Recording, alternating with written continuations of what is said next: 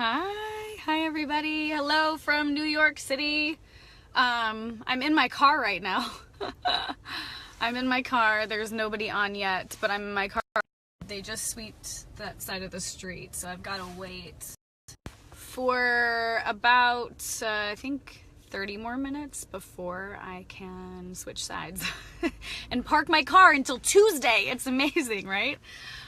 So yeah, I've been getting a ton of emails and messages from everybody asking, you know, like, why did you move to New York and what's going on and just all this stuff.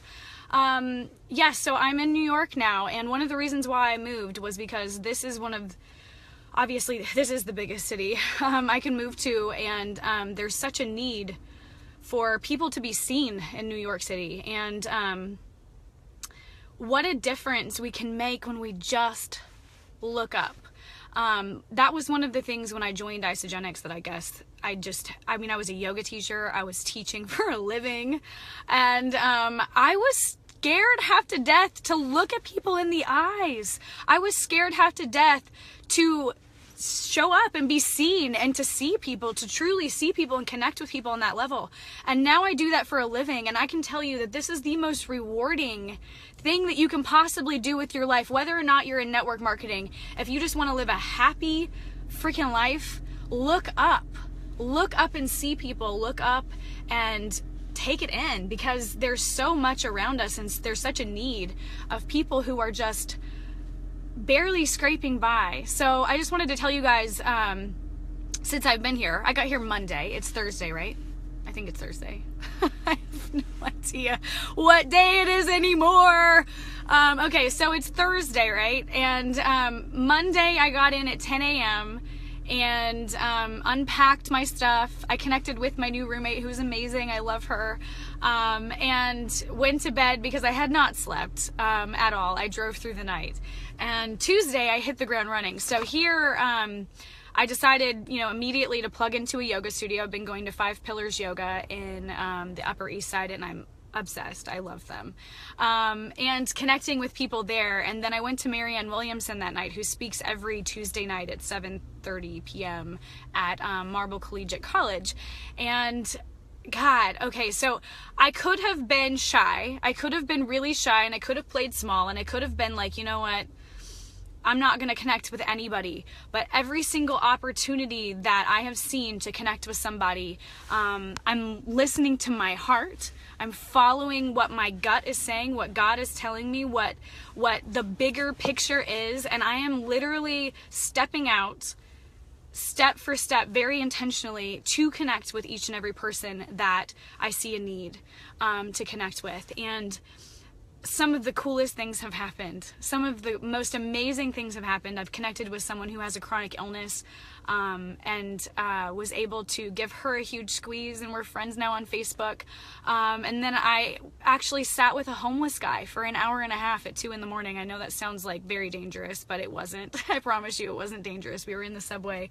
And I just sat with him, and I heard his story, and I heard, this is somebody who hasn't been touched, probably physically touched, in probably 7 years or so, has not been seen as a normal human being, and probably that long as well. And to be able to sit with him, I gave him an Isoline bar. I gave him a huge hug. I touched his hand, his dirty hand, and it was the most fulfilling and rewarding thing that I could do for myself.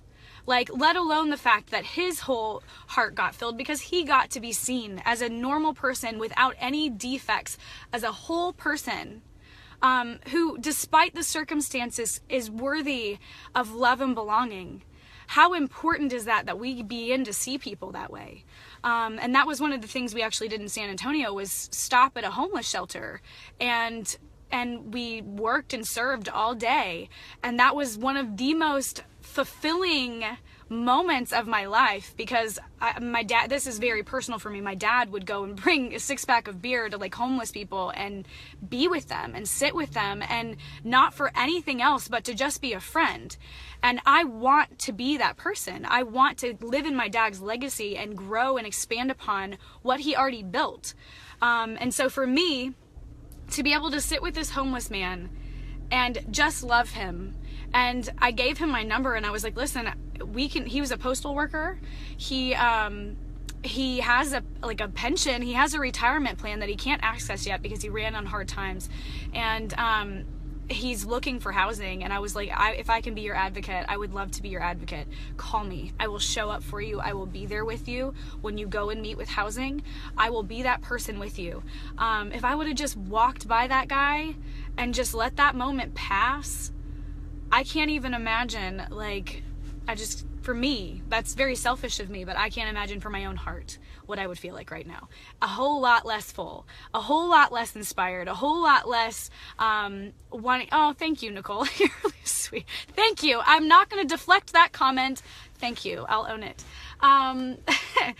But yeah, so guys, look up. If you want a more fulfilling life, if you want a life that fills your heart to the brim, have some gratitude first and foremost, but also look up and see people. Look up and serve people. Look up and smile at people. Be brave and smile at people. Have the conversation that you're scared to have when your hands are shaking.